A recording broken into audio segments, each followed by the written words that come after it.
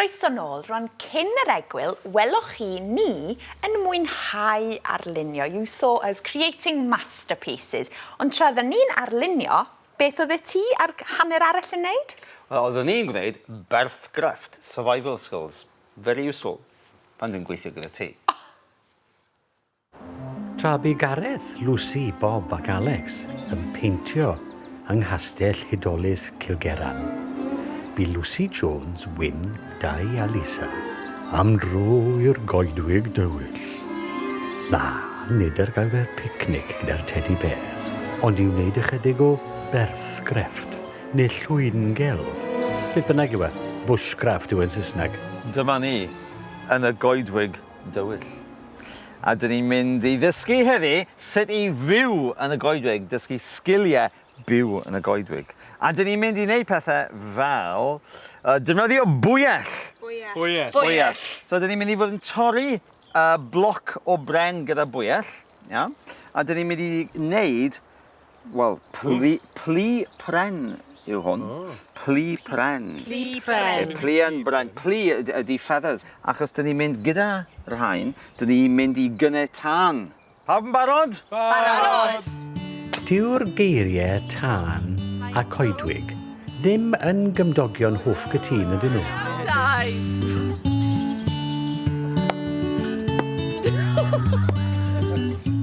Can I go on now? Yeah.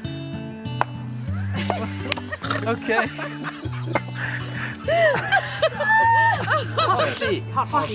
Hollti. Hey!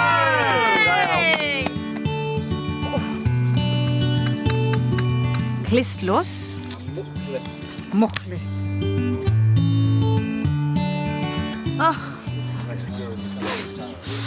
Anobeithio iawn gyda fi. Peidiwch yn trio hyn gatre, blant. Chwathi.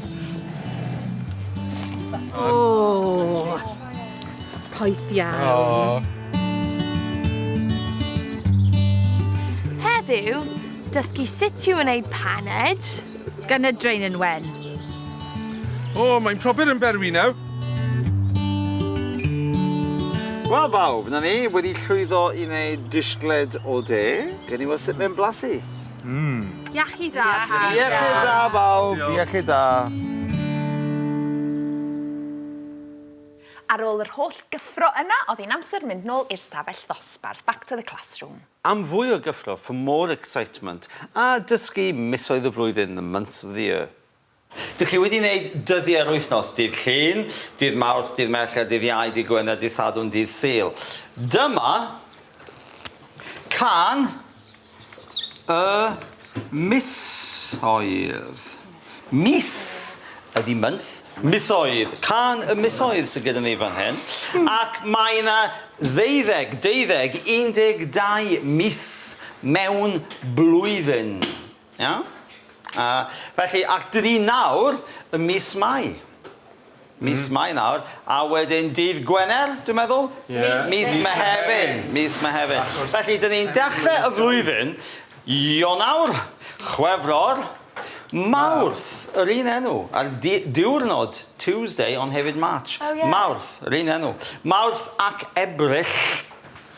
Mai, nawr. Mehefin. That's when you usually shear sheep. We did a bit early. Mehefin a Gorffennaf.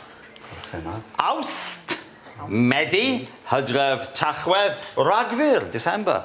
Olaf 1. Felly mae Sion Corn, ho, ho, ho, ho, ho, yn dod y mis Ragfyr. Beth Olaf 1? Beth? Olaf 1? Olaf 1, last of all. Last of all. Diweddaraf ydi latest. Os ydy'n gorffen mewn af, it's est, fel arfer.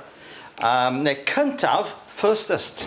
First, iawn, felly superlative ydi. Cyntaf, first, olaf, last. Felly, gyda cariad at iaith, mae cystadleuaeth. Mae un person yn ennill yn dod yn gyntaf, ond does neb yn dod yn olaf. Nobody comes right ar y gwaelod. Na, mae just un yn ennill. Wel, dyn ni'n mynd dweud hynny. Felly, nawr, so dyma, so, diolch yn fawr, Ionawr, Ionawr. Chwefror. Chwefror. Mawrth. Ac Ebrill. Mai. Mehefin. A Gorffennaf. Awst. Medi. Hydref. Tachwedd. Ragfyr. Olaf un. A falle bod chi'n gwybod y dôn. Mae'n mynd, Ionawr, Chwefror, Mawrth ac Ebrill, Mai, Mehefin a Gorffennaf, Awst, Medi, Hydref, Tachwedd, Ragfyr, Olaf un. Da iawn, lleisiau da. Ti'n base? Well, I was going to say bass, but that means shallow, doesn't it? Well, y ddau. I am shallow and what's it on? Yeah, deeply shallow. Well, dwi ddim yn gwybod na, dwi'n bass ydw i, dwi'n baritone. You pitch everything like, no Chwefror, Mawrth. No, just my attempt to be manly. So that,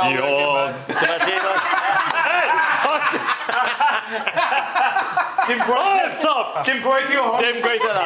Ionawr, Chwefror, Mawrth. O, top. Ionawr, Chwefror, Mawrth ac Ebrill, Mai, Mehefin a Gorffennaf, Awst, Medi, Hydref, Tachwedd, Ragfyr, Olaf un. Nawr te, felly, mae yn bosib dweud fel Gorffennaf 25, which is fine, or Ionawr 27. But with the ones 1 to 10, we'll do just those am rwan. Felly, ydych chi'n gallu dweud cyntaf. So, March the 1st ydi Mawrth y cyntaf. March the cyntaf, March the 1st. Mae... Something happens on that. Rhywbeth, Yr ail, Mehefin yr ail, neu yr ail o Mehefin, but easy to say, Mehefin yr ail. Y trydydd. Second. Trydydd, the third. I get it. Y pedwerydd. Okay. Dwi'n gweld i... And then, after that, mae'n eitha hawdd. Y pumed. Y chweched. So, mae hynny'n oce. Seithfed. Ac yn y blaen, right? Chweched. Seithfed, slight vowel change. Seithfed. Then, wythfed. Nawfed. Ac degfed. Y degfed. Felly, mae hynny ddigon am nawr, achos mewn gwrnedd gyda ugain.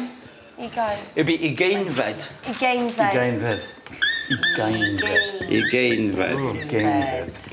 Fel ydych chi'n gwybod erbyn rwan, dyn ni'n defnyddio stori fel sail i'r gwersi. We use a story as a foundation for the lessons. Yn dydan, a'r stori ydy Fflach, Eirias a'r spam peryglus. Stori ddiddorol iawn. Os ydych chi eisiau argraffu y stori, if you want to print a copy of the script, ewch i'n gwefan ni s4c.co.uk/hub a dilynwch byddwch yn rhan ohono fo. Mae'n siŵr bod chi wedi sylwi erbyn hyn. I'm sure you've noticed by now bod yna lawer iawn o amrywiaeth, a lot of variety yn y dysgu. Ond hefyd, mae'n bwysig iawn cael defodau, rituals, yr un pethau'n dod i fyny eto ac eto. And that's one of the reasons why we actually read a story eto ac eto ac eto, that becomes a ritual part of the teaching. A dyma rhan o'r ddefod honno. Yn ogystal â bod yn wyddonydd dawnus, pawb?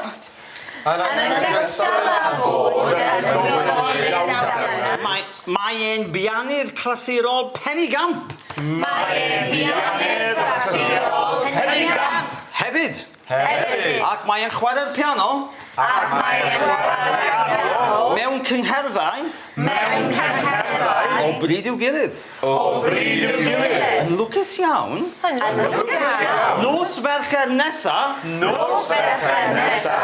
Bydd e'n chwarae. Rai gweithiau clasurol. Yn arbennig i ni. Yma yn y gwesti. Dyma ei wraig Siwan. Mae hi'n dod o Ben Rhyw Ceiber.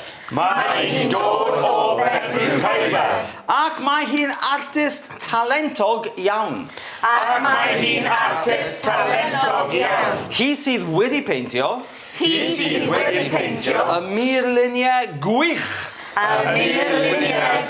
Dych chi'n gallu I gweld? Ym mhob rhan o'r gwesty. Mae un mab gyda nhw o'r enw Bleddyn sy'n 5 mlwydd oed a 2 ferch Sian sy'n 6 a Mirain sy'n flwydd a hanner. Right. So ydych chi'n blwydd a hanner, a year and a half as opposed to 1.5. Am ei gwaith. Hi yw'r un naeth y cynlluniau ar gyfer y gwesty yma.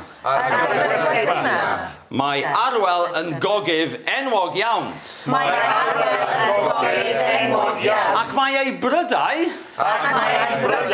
bob tro yn fendigedig. Gachwch ar y wal fan hyn. Mae'n dweud, hi naeth y cynlluniau. It was she who did the plans. Nawr, dyma, wel, mae hwn yn ddefnyddiol, very useful hwn. Achos beth ydy hwn? Nes i, nath i, neithon ni, neithoch chi, neithon nhw. Did ydy hyn. So nes I did. Nes ti, you did. Nath he did. Nath hi, she did. Neithon ni, we did. Neithoch chi, you did, neithon nhw, they did. So, ydych chi'n gallu dweud, neithiwr, nes I Celsig. So, that's slightly different from dwi wedi gwneud Celsig. Dwi wedi gwneud Celsig means I have done. I have made sausages, but I made sausages, a one-off event, never to be repeated, hopefully.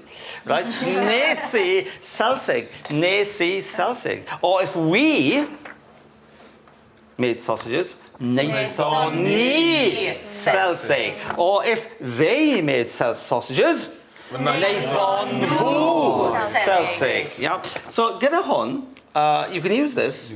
You go, nes I baned o de. Nes I disgwyl o de. Okay? You can also use it, but it's used more in the Gogledd than in South Wales. You can actually use this to put, say, nes I fynd. I did go. I went. It means the same. You can use it for that. They use a lot of it in the Gogledd for this sort. And the Gogledd yn dweud, nes I fynd I Aberteifi dydd Sadwrn. I went. I did go. Yeah? So mae'n bosib gwneud hynny.